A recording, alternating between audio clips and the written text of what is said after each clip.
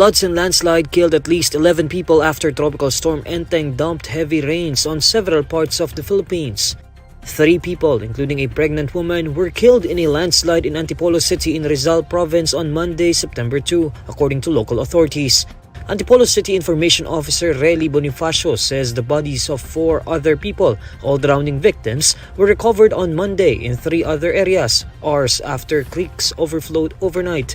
Meanwhile, the city of Naga in the Bicol region was also affected by the storm, with a man electrocuted and a baby drowning as floodwaters rose.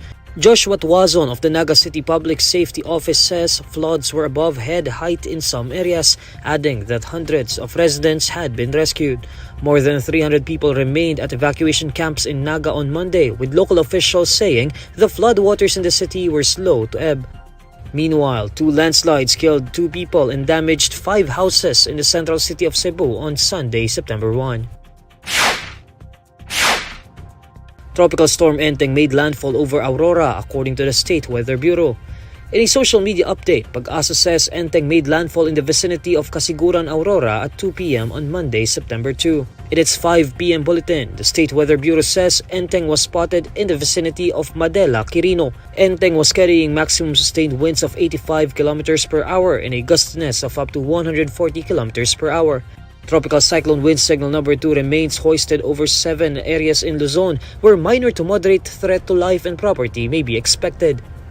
Meanwhile, Metro Manila and several other areas in northern and northeastern Luzon are still under signal number 1 with minimal to minor threat to life and property. Pag-asa forecasts the enhanced southwest monsoon to bring moderate to intense rainfall in other areas of Luzon and Visayas, especially along the western portions until Wednesday, September 4. Enteng may become a severe tropical storm by Tuesday, September 3 and a typhoon by Thursday, September 5. President Bongbong Marcos assures the public that the government is on top of the situation amid the onslaught of Tropical Storm Enteng. In an ambush interview on Monday, September 2, the President explains that he has yet convened the National Disaster Risk Reduction Management Council as they are already doing their job. That's always my policy. Hindi ko, pagka nasa gitna ng crisis, hindi ko sila tinatawag dahil nagtatrabaho sila. Besides, wala namang, they keep reporting naman to me. At yung sa specific areas, doon lang naman nababago. The NDRRMC is the primary working group planning and leading government's emergency response to calamities. Marcos also says his office is monitoring affected areas as a whole. As a whole, nationwide, region-wide, island-wide, kung ano man ang area na affected, that's we are monitoring and we will give the advisories as quickly as we can.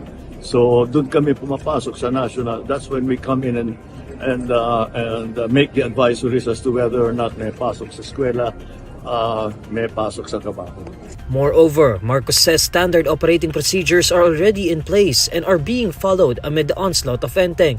According to Marcos, he had ordered the early announcement of the suspension of government work and classes to allow the public to adjust to such developments. The Philippines is seriously studying possible legal action against China following another ramming attack in the West Philippine Sea on August 31. During a chance interview on Monday, September 2, reporters asked Department of Foreign Affairs Secretary Enrique Manalo if the Philippines would take legal action against China over the August 31 incident at Escoda Shoal. Manalo replies that the government is contemplating other possible approaches to the issue, noting that the DFA has already made the necessary approaches to China. In particular, Manalo says the Philippines has contacted China through various means to express complaints and displeasure over the incident, as well as concerns about raising tensions over the innocent passage of Philippine vessels. He adds that the Philippines was surprised by the incident as the country's vessel was only moving at the time. The Philippine Coast Guard earlier reported that China Coast Guard vessel 5205 rammed the Philippines BRP Teresa Magbanwa at 12:07 p.m. on Saturday, August 31. But China Coast Guard spokesperson Liu Dejun claimed it was the PCG ship that supposedly rammed the Chinese vessel. The Philippines and China have long been embroiled in a maritime dispute over portions of the South China Sea, which overlaps the West Philippine Sea. Beijing has been asserting ownership over almost the entire South China Sea through its 9-dash line, which it revised to a 10-dash line in 2023. But a July 2016 arbitral award invalidated China's claim and favored the Philippines' sovereign rights over the country's exclusive economic zone that covers the West Philippine Sea. Vice President Sara Duterte joined members of the Kingdom of Jesus Christ as they celebrated the sect's 39th anniversary while surrounded for over a week now by police looking out for their fugitive leader, Apollo Kibuloy. On Sunday, September 1, Duterte told the sect's followers that she was advised not to join them but did so anyway. She also reiterated her earlier apology to them for convincing the Kingdom of Jesus Christ to support President Bongbong Marcos during the 2022 elections. In 2022, Marcos and Duterte ran as a tandem under the Unit Team banner but have since parted ways after only 2 years in power. Duterte described the already week-long standoff between the police and Kibuloy's followers as a crisis and a disaster. Addressing Kingdom of Jesus Christ members, Duterte said they were sent by God to make police forces understand that the raid is supposedly about what she calls as abuse of power and assault on the freedom of religion. She adds that while the police operations were ongoing at the Kingdom of Jesus Christ compound, the office of the Vice President was also under attack, apparently referring to her confrontation with the House of Representatives, which was deliberating on her office's budget. On August 24, around 2,000 members of the Philippine National Police raided the Kingdom of Jesus Christ compound in Buhangin District, Davao City, to serve an arrest warrant against Kibuloy and other sect members. The televangelist is facing arrest warrants issued by 2 separate courts in Davao and Pasig for sexual abuse and qualified human trafficking cases. The Department of Education clarifies it was neither involved in the production of Vice President Sara Duterte's children's book, Isang Kaibigan, nor in the reading of the story before Quezon City students in November 2023.